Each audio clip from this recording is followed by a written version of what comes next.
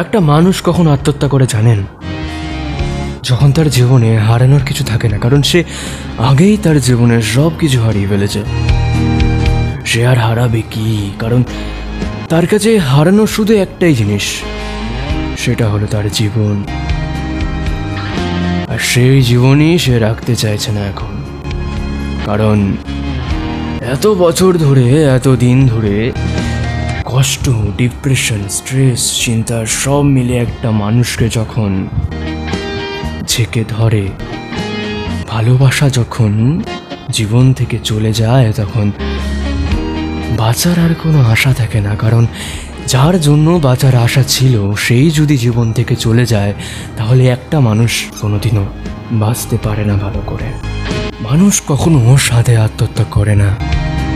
আত্মহত্যা করার পিছনে থেকে থাকে হাজারো কারণ। যখন সাদা কাপড়ে সেজে উঠবে দেহ, চলবে তানবীর পিয়ালের গান, তোমাদের জন্য নিয়ে এসছি আমার দেহ গান।